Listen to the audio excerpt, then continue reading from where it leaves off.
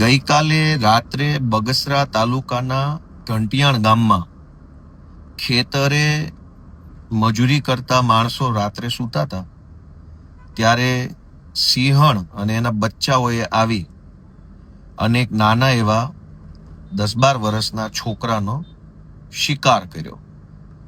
અને ગામજનોએ જેણે આ ઘટનાને જોઈ છે અથવા જેની પાસે આની માહિતી છે એમનું એવું કહેવું છે કે સિંહણે પોતાના બાળકોને એટલે કે સિંહણના બચ્ચાઓને છોકરાનો શિકાર કરતા શીખવતા હોય એવી રીતે પંજા મારેલા છે. એટલે ખાઈ જવાની દાનતથી નહીં, શિકાર કેવી રીતે કરવો એની ટ્રેનિંગના ભાગરૂપે પંજા માર્યા છે પીઠ પાછળ અને અન્ય જગ્યા ઉપર. ગામજનો બધા એકઠા થયા.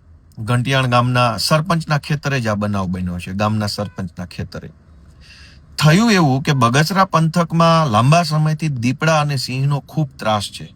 થોડાક સમય પહેલા જ દીપડાની પરેશાન ગતિની ઘટનાઓ બહુ બની હતી. પાછી અત્યારે સિંહની હેરાનગતિ વધી છે. એટલે ગામજનો ભેગા થયા. ગામના સરપંચના ખેતરમાં જ આ ઘટના બની.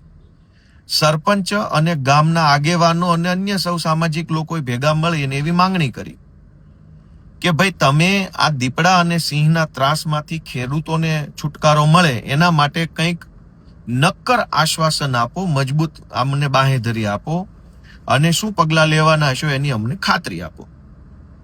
તો વન વિભાગે ખાતરી આપવાના બદલે ખેડૂતો સાથે દાદાગીરી કરવાના ઉદ્દેશ્યથી જે છોકરાને સિંહે મારી નાખ્યો છે એ છોકરાને બિનવારસી બતાવી દીધો. આખા બગસરાને ખબર છે કે આ છોકરો ઘંટિયાણ ગામના સરપંચના ખેતરે કામ કરે છે. એના માતા પિતા પણ ઘંટિયાણ ગામના સરપંચના ખેતરમાં કામ કરે છે.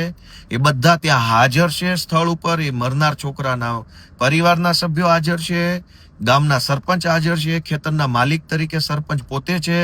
છતાંય પોલીસે વન વિભાગે બિનવારસી લાશ બતાવી અને એનો જબરજસ્તીથી દાદાગીરીથી નિકાલ કરવાની કોશિશ કરે છે. ગુજરાતના ખેડૂતો ક્યાં ક્યાં લડશે?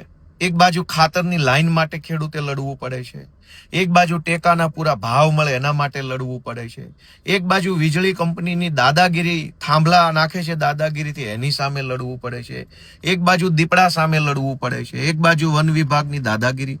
ખેડૂત શું કરશે હવે? અને ખેડૂત ઉપર આટલો જુલમ કેમ? સરકારમાં બેઠેલા માણસોને શરમ આવવી જોઈએ. અને અમરેલી વન વિભાગના અધિકારીઓને વિનંતી છે કે ખોટી દાદાગીરી ન કરવી. બાળક જે છે એની ઓળખ છતી થયેલી છે, બિનવારસી નથી. ઘંટિયાણ ગામના સરપંચના ખેતરમાં એમનું મૃત્યુ થયું છે સિંહને શિકાર કરવાના કારણે, અને એનો પરિવાર હાજર છે. એટલે વન વિભાગને વિનંતી છે કે મહેરબાની કરીને યોગ્ય કાર્યવાહી કરે. અને સૌ આજુબાજુના ગ્રામજનોને વિનંતી છે કે બધાએ સાથ આપવો જોઈએ, બધાએ એકજૂટ થવું જોઈએ, જાગૃત બનવું જોઈએ. ક્યાં સુધી અન્યાય અને દાદાગીરી સહન કરશું? વીજળી કંપનીની દાદાગીરી, વન વિભાગની માથાકૂટો, ટેકાના ભાવની માથાકૂટો, સિંચાઈના પાણી માટે ક્યાં સુધી? તો બધાને મારી નમ્ર વિનંતી છે કે બધા જાગૃત બને. અને ઘંટિયાણ ગામે જે સિંહ દ્વારા શિકાર કરવાનો ટ્રેનિંગ આપવાની જે ઘટના બની છે પોતાના બાળકોને, એ તો કુદરતી રીતે એ શીખવાડે છે. એમાં સિંહને આપણે કંઈ કહી શકતા નથી.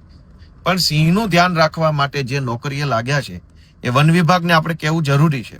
તો સૌ ગ્રામજનો જાગૃત બની અને ઘંટિયાણ ગામના સરપંચ અને ગામના આગેવાનોને સપોર્ટ કરે એવી મારી લાગણી છે.